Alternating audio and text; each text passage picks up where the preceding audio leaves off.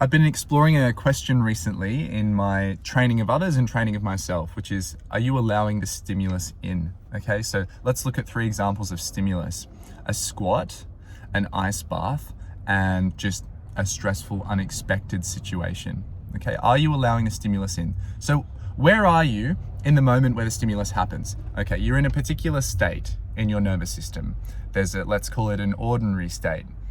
Now, in that ordinary state, if your nervous system is functioning really highly, if you're feeling very released, clear, present, and that's embodied, then your nervous system will feel very quiet. There won't be an excess of thoughts. There won't be an excess of muscle tone. There won't be an excess of emotion or effort. You're being, okay? That's your base state. And that is ideally the natural state. Most people's baseline is actually being in a state where there's a lot of excess noise and there's a lot of unprocessed information.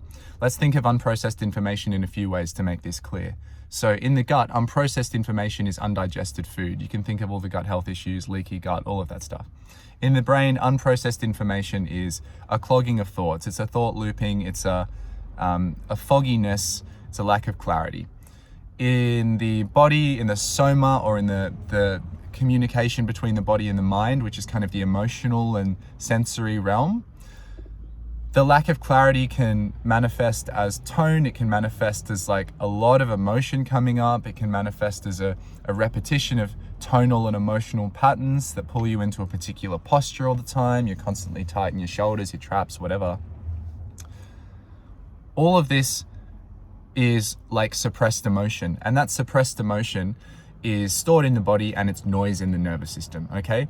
So our baselines are very different. Some people have a lot of noise, a lot of unprocessed shit stored in one system of their body somewhere, mental, physical, emotional, whatever you want to label it as. Other people are very present, very quiet, very clear, and that means they're in a state of readiness to adapt. Your cup is empty, as Bruce Lee says, empty your cup. Because your cup is empty, you can fill it with something, and that's the stimulus.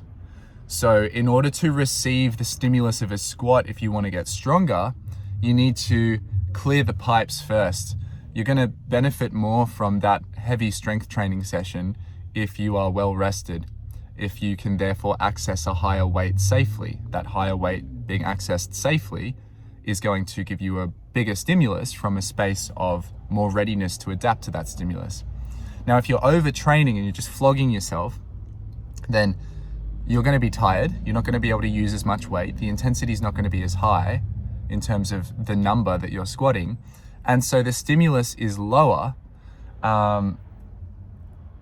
If you want to be squatting heavier weights, that's not going to be good. If you want to learn how to work really hard and push yourself into the ground and prove something to yourself mentally and take on the identity of a grinder, well, then maybe that's effective, but it's not actually going to transform you in the way that you can lift more weight.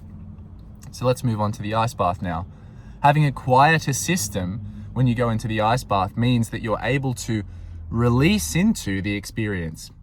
You're not grasping onto your ideas about the experience. You're not grasping onto expectations about the experience before it's happened. You're not telling yourself stories about it. You get into the ice bath, you release your muscles, and you take some deep breaths, and that stimulus, which is the cold, makes its way into you. If you're telling yourself, I'm not cold, I'm not cold, I'm not cold, you're missing the stimulus. Allow yourself to feel cold. Allow yourself to shiver. Allow it to penetrate you. This takes bravery. It takes a certain internal standing of, I'm here for this. I'm open, receptive, present to experience. But when you do that, your body says, oh fuck, here's a stimulus. We went from quiet to signal, clear signal, cold.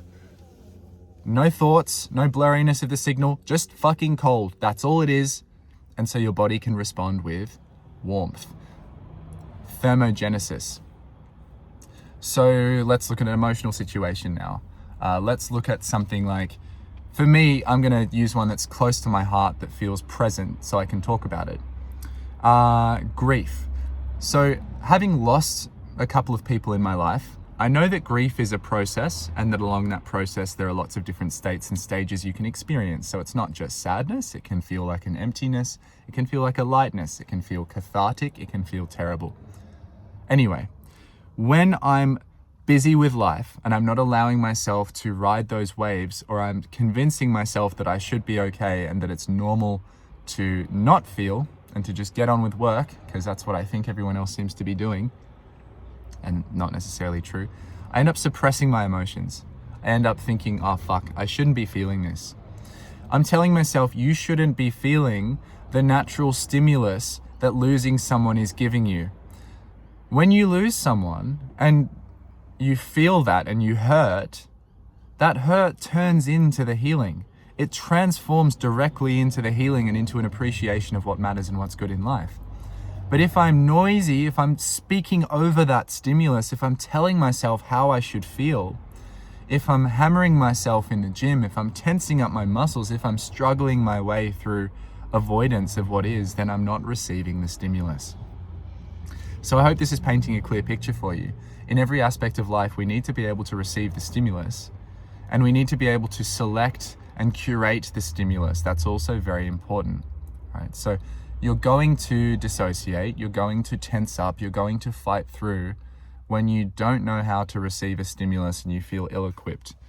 But the thing is, no matter what it is you're feeling, your nervous system and your body, when it's allowed to feel, is going to respond to it more effectively.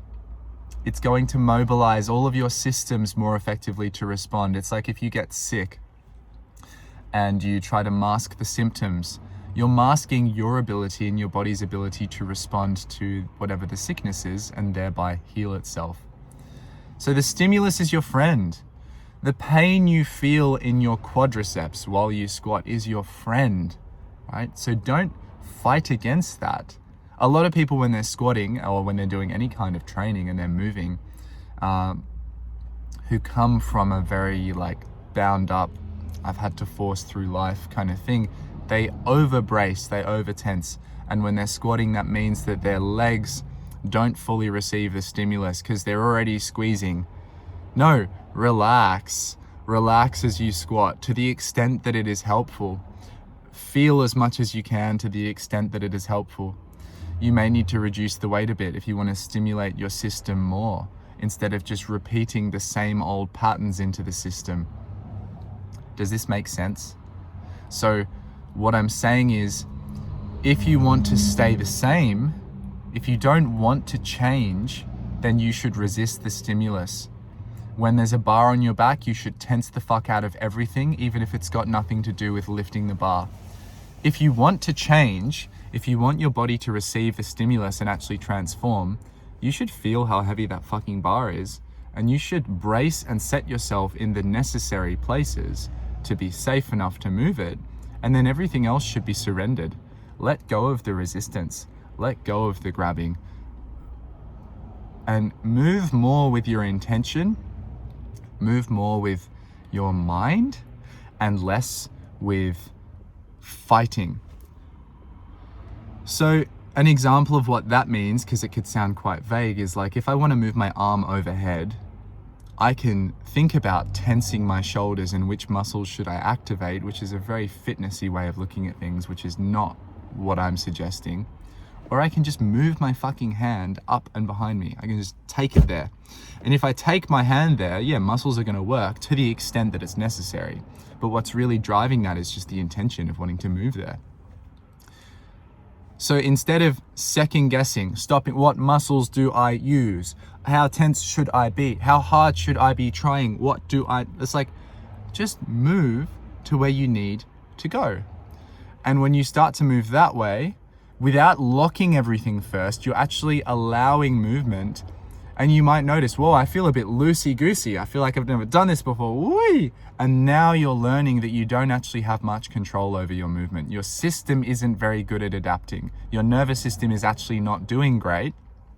You've just been locking it while you're moving to control things that don't need controlling because you haven't been able to feel them and respond in real time. So move slower, move with more release and relaxation. Don't be silly about it. Still fucking complete the task to a high level, but bear in mind that you're using the task to change you so that you can become stronger.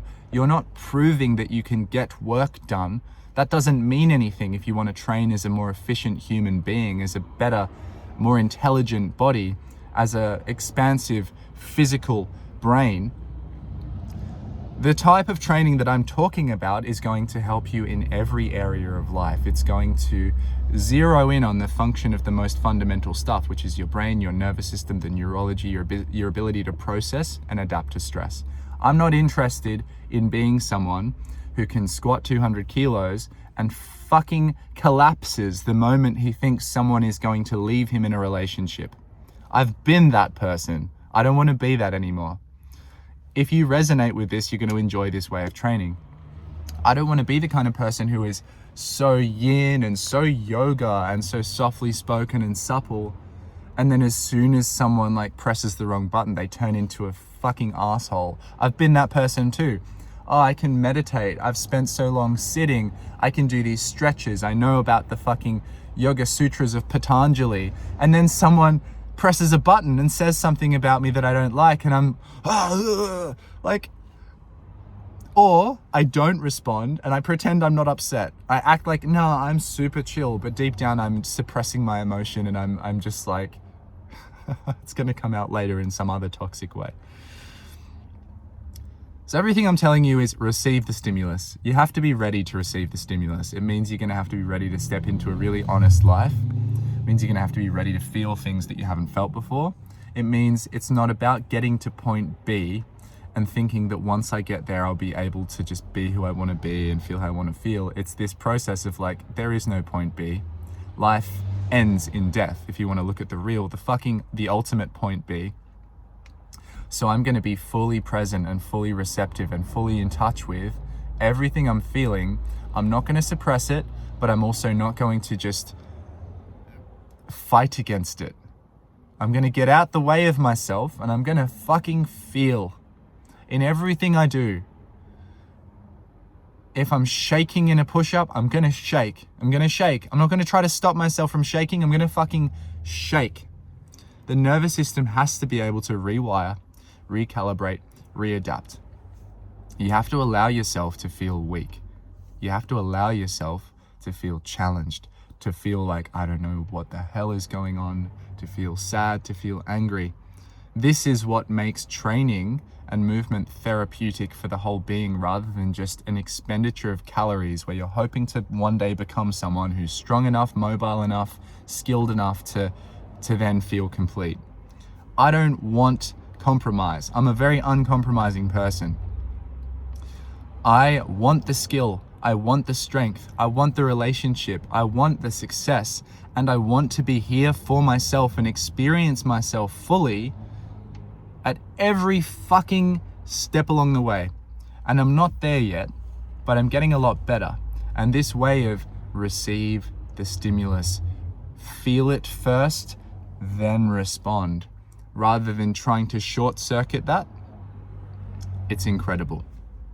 If you're having a conversation with life, it's like actually listening and feeling out what life is saying before you speak, because you had something on your mind. And that thing you had on your mind has nothing to do with the present moment. You're trying to get your point across. Life will get its point across, and you either open and adapt and respond to that, or you stay stuck in a thought loop and you never change and you live the same identity on loop. I don't know about you, but that's pretty scary to me. And I'm pretty okay with being afraid of that.